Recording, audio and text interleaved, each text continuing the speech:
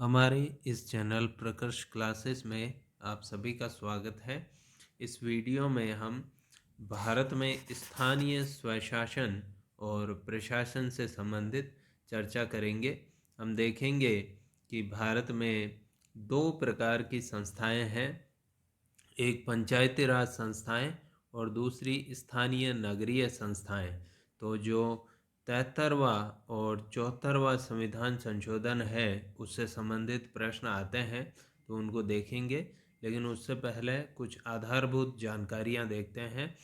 सबसे पहले देखिए, स्थानीय शासन का अर्थ क्या होता है। स्थानीय शासन का अर्थ देखिए, जनता द्वारा चुनी हुई स्थानीय स्तर की संस्थाएं जो प्रांतीय या राष्ट्रीय शासन के अधीन रहकर नागरिकों की स्थानीय आवश्यकताओं की पूर्ति के लिए प्रदत्त अधिकारों का प्रयोग करती है। तो जनता के द्वारा स्थानीय शासन में क्या होता है कि जनता के द्वारा, स्थानीय जनता के द्वारा कुछ संस्थाओं का चुनाव होता है, जैसे पंचायतें और नगर पालिकाएँ। हमारे यही दो टॉपिक रहेंगे इसमें, नगरीय निकाय या नगर पालिकाएँ और पंचायतें। तो इनका चुनाव जनता के द्वारा, स्थानीय जनता के द्वारा किया जाता है। इनको प्रांतीय यानी राज्य सरकार या राष्ट्रीय सरकार जो होती है वो कुछ शक्तियां प्रदान कर देती है, और उन शक्तियों का प्रयोग करते हुए वे स्थानीय जो नागरिक हैं उनकी जो आवश्यकताएं हैं उनकी पूर्ति के लिए काम करती है। जैसे पेयजल हुआ, आपकी सिंचाई हुई, सफाई हुई, रोशनी हुई, सड़कें हुई। तो इस प्रकार की चीज़ें ये संस्थाएं करती है, इसलिए इनको कहा गया है स्थानीय संस्थाएं। आगे देखिए, एक शब्द और आता है लोकतांत्रिक विकेंद्रीकरण। लोकतांत्रिक विकेंद्रीकरण का क्या अर्थ है कि सत्ता और सार्वजनिक कार्यों के प्रबंध में अधिकाधिक लोगों की भागीदारी सुनिश्चित करने के लिए सत्ता का विकेंद्रीकरण करना। यानी सत्ता जो है, अथॉरिटी या अधिकार जो है, वो अधिकाधिक लोगों तक पहुँचे। और किस बात के अधिकार, कि जो सार्वजनिक कार्य किए जाते हैं, सार्वजनिक कार्य यानी जो आम जन के हित में, यानी जो सभी लोगों के हित में कार्य किए जाते हैं, तो उन कार्यों का प्रबंध करने में ज़्यादा से ज़्यादा लोग भाग लें। जैसे उदाहरण के रूप में किसी गांव में एक तालाब का निर्माण किया जा रहा है, तो ये एक सार्वजनिक कार्य है। इस कार्य के प्रबंध में ये कार्य कहाँ किया जाएगा, तालाब कितना बड़ा होगा, किस क्षेत्र में होगा, इत्यादि प्रश्नों के उत्तर के निर्धारण में ज़्यादा से ज़्यादा लोगों की भागीदारी हो। और जब तालाब बने तो उसका जो मैनेजमेंट हो, प्रबंध हो, उसमें भी ज़्यादा से ज़्यादा लोगों की भागीदारी हो। इसी को कहते हैं लोकतांत्रिक विकेंद्रीकरण। तो इसे ग्रास रूट डेमोक्रेसी भी कहते हैं। ग्रास रूट यानी धरातल, धरातल पे लोकतंत्र पहुंचता है, जिसका आशय है कि राजनीतिक संरचना जिसमें लोकतंत्र धरातल या स्थानीय स्तर तक पहुंचे। तो यह है लोकतांत्रिक विकेंद्रीकरण। कुल मिला के लोकतांत्रिक विकेंद्रीकरण का सीधा अर्थ यही रहेगा कि सार्वजनिक कार्यों के प्रबंध में ज़्यादा से ज़्यादा लोगों की भागीदारी हो। इसके बाद देखिए पंचायती राज। तो पंचायती राज एक्चुअली लोकतांत्रिक विकेंद्रीकरण एक अवधारणा है, और उस अवधारणा को व्यवहार में लागू करने वाला टूल है। तो देखिए, लोकतांत्रिक विकेंद्रीकरण को कार्य रूप प्रदान करने का साधन है। पंचायती राज एक साधन है जो लोकतांत्रिक विकेंद्रीकरण की अवधारणा जो है उसे धरातल पर उतारता है, जिसे ग्रामीण विकास से संबंधित कार्य और जिम्मेदारियां सौंपी गई है। आगे हम इसकी डिटेल में स्टडी करेंगे पंचायत राज की। एक था सामुदायिक विकास कार्यक्रम, जो देश जब आज़ाद हुआ तो उसके तुरंत बाद ये एक बड़ा कार्यक्रम चलाया गया। 1952 में ये शुरू हुआ, और 1978-79 में इसको एक अन्य कार्यक्रम जो था IRDP यानी एकीकृत ग्रामीण विकास कार्यक्रम, इसमें शामिल कर दिया गया। तो इस कार्यक्रम का मुख्य उद्देश्य क्या था कि ग्रामीण जनता के रहन सहन के स्तर में सर्वतोन्मुखी परिवर्तन लाना। यानी आम जो जनता है गाँवों की, उनका जो रहन सहन का स्तर है उसमें सुधार करना। क्या किया जाता था इसमें, इसमें ग्रामीणों को तकनीकी और वित्तीय सहायता प्रदान की जाती थी, लेकिन कार्यक्रम को पूरा करने का कार्य स्वयं ग्रामीणों द्वारा ही किया जाता था। तो ये एक बड़ा कार्यक्रम था, ग्रामीण विकास की दृष्टि से 1952 में चलाया गया था। उसको फिर बाद में IRDP में शामिल कर दिया गया। इसके बाद है पंचायती राज से संबंधित विभिन्न समितियां। ये बड़ी महत्वपूर्ण है। कुछ समितियां बनी पंचायत राज से संबंधित, तो इनको देखना जरूरी है, ये कौन कौन सी समितियां थी। उसके बाद जब 73वां संविधान संशोधन लागू किया गया, तो वो जो संविधान संशोधन है इन्हीं समितियों की सिफारिशों से प्रेरित था कहीं न कहीं। तो आइए देखते हैं इनको। बलवंत राय मेहता समिति 1957, ये बड़ी महत्वपूर्ण है। इसने क्या किया देखिए, किस उद्देश्य से बनी थी ये।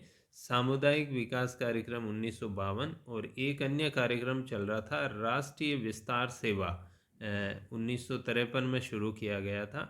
इनकी कार्यप्रणाली की ये कैसे चल रहे हैं जांच करके इसे बेहतर बनाने के सुझाव देने के लिए केंद्र सरकार द्वारा 1957 में इस समिति का गठन किया गया। तो 1957 में ये समिति बनी, और इन दो कार्यक्रमों, सामुदायिक विकास कार्यक्रम और राष्ट्रीय विस्तार सेवा, इन दोनों की जांच करके कि इनको ज़्यादा और अच्छा कैसे बनाया जा सकता है, इस उद्देश्य से यह समिति 1957 में गठित की गई।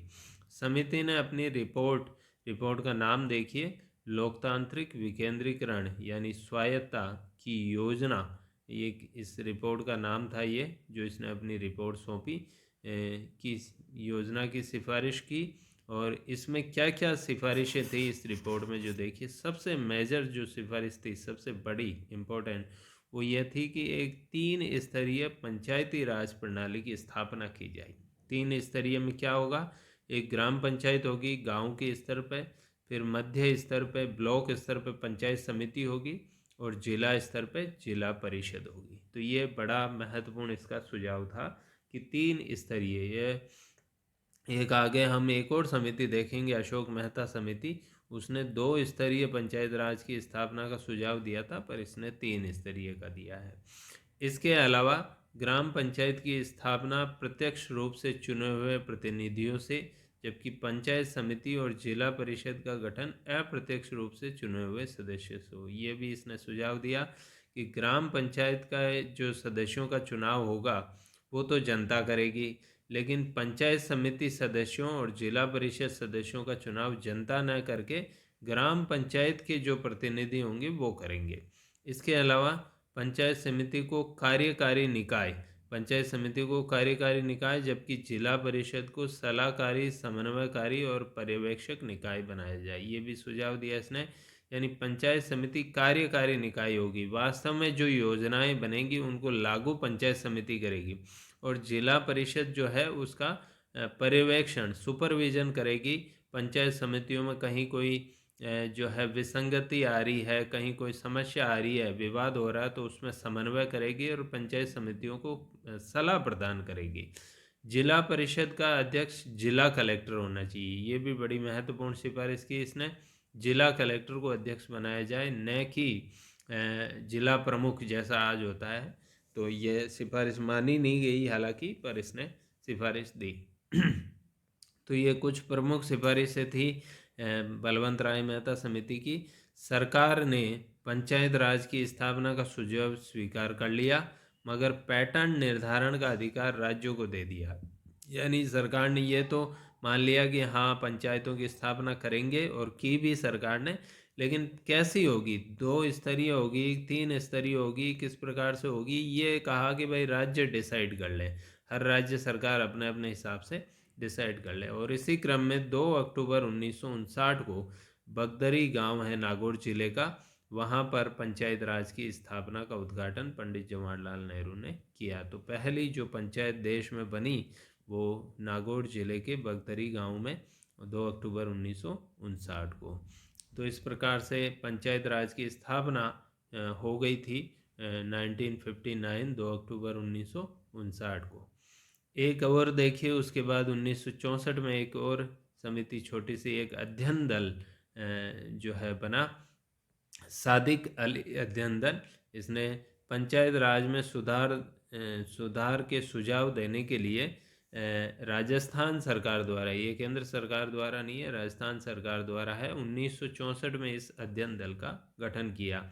और इसकी मुख्य सिफारिश ये थी कि प्रधान और जिला प्रमुख का चुनाव में पंचायत समिति और जिला परिषद के सदस्यों के अलावा सरपंच और वार्ड पंच भी भाग ले। तो ये एक सुझाव दिया कि प्रधान का जो चुनाव होता है और प्रमुख का जो चुनाव होता है उसमें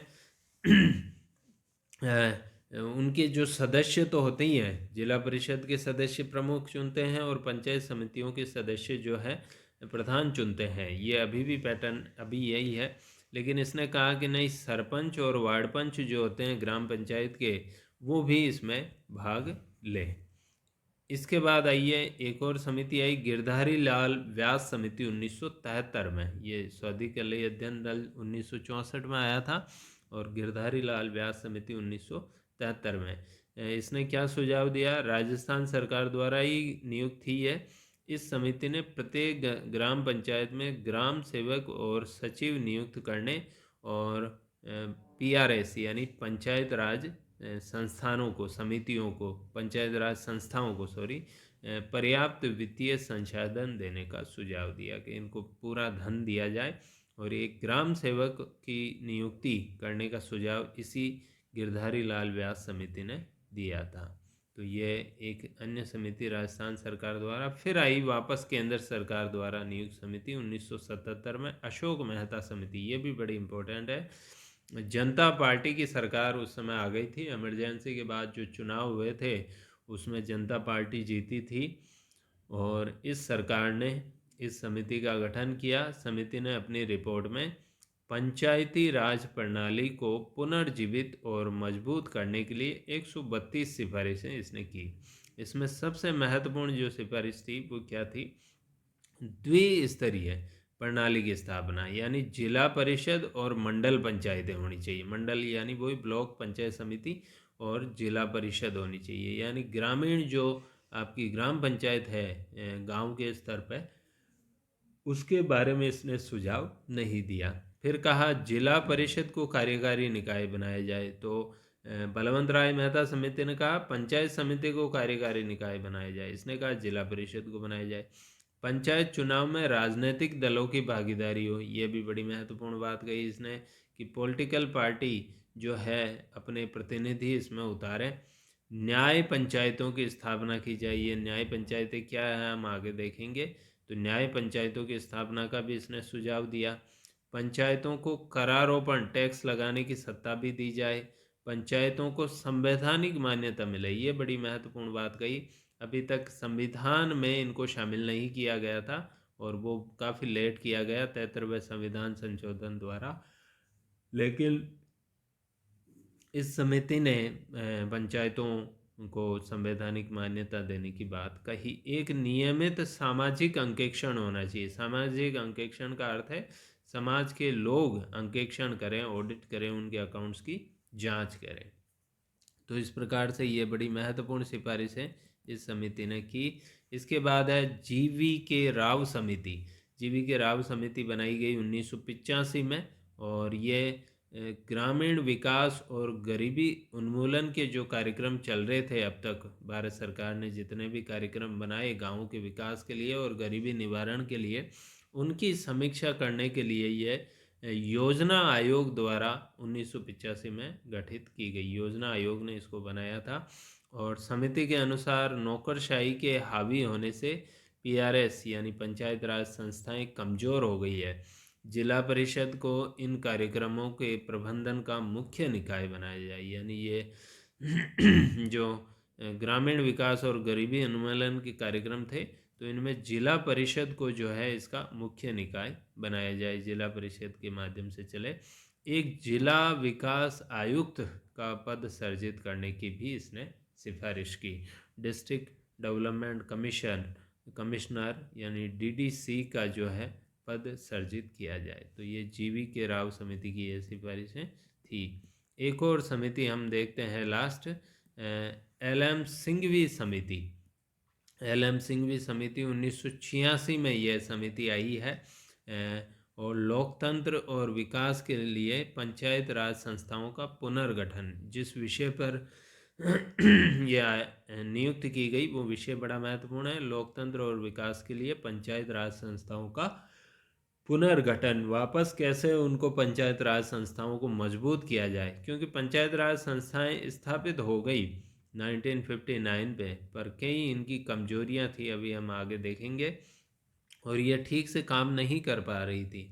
तो इसलिए बार बार इस प्रकार की समितियां नियुक्त की गई। उन्हीं में से एक LM सिंघवी, लक्ष्मीमल सिंघवी समिति जो थी, और इसने कहा सबसे महत्वपूर्ण जो सिफारिश थी इसकी कि PRS यानी पंचायत राज संस्थाएं को संवैधानिक मान्यता और संरक्षण प्रदान करने की, यानी इनको संविधान में शामिल किया जाए। तो ये बड़ा महत्वपूर्ण इसका सुझाव था। एक और छोटा सा पॉइंट देखते हैं, न्याय पंचायतें, जो अशोक मेहता समिति ने इनकी स्थापना का सुझाव दिया था। तो न्याय पंचायतें क्या थी? पंचायत राज संस्थाओं की स्थापना करने के साथ साथ कुछ राज्यों में न्याय पंचायतों का गठन भी किया गया, और इनका काम क्या था कि छोटे छोटे जो दीवानी और आपराधिक मामले थे उनको निपटा दिया जाता था। यानी कोर्ट में जाने के बजाय न्याय पंचायतें ही आपसी विवादों को, जिन पे ज़्यादा कोई बड़े विवाद नहीं थे, वो उनको निपटाने का अधिकार इन न्याय पंचायतों को था। तो अशोक मेहता समिति ने इसकी सिफारिश की थी। एक छोटा सा पॉइंट ये देखें कि पंचायत राज की स्थापना का मूल उद्देश्य या विचारधारा क्या है, क्यों पंचायत राज की स्थापना की गई? गांवों के लोग अपने ऊपर शासन करने का दायित्व स्वयं उठाएं, यानी लोकतंत्र को ग्रास रूट तक पहुंचा दिया जाए, धरातल तक लोकतंत्र पहुंचे, और गांव के जो लोग हैं शासन जो करते हैं अपने ऊपर शासन स्वयं करें, इसलिए पंचायत राज की स्थापना की गई है। तो इस वीडियो में हम इतना ही रखेंगे। हमने पंचायत राज से संबंधित कुछ महत्वपूर्ण शब्दों और साथ ही साथ कुछ महत्वपूर्ण समितियों का इसमें अध्ययन किया। अगले वीडियो में हम देखेंगे 73वां संविधान संशोधन, जो कि बड़ा ही महत्वपूर्ण प्रश्न है। इस वीडियो में फ़िलहाल इतना ही रखेंगे। आपको ये वीडियो पसंद आया हो तो कृपया इसे लाइक कीजिए, मेरे चैनल को सब्सक्राइब कीजिए और इस वीडियो को अधिकाधिक लोगों तक शेयर कीजिए। धन्यवाद।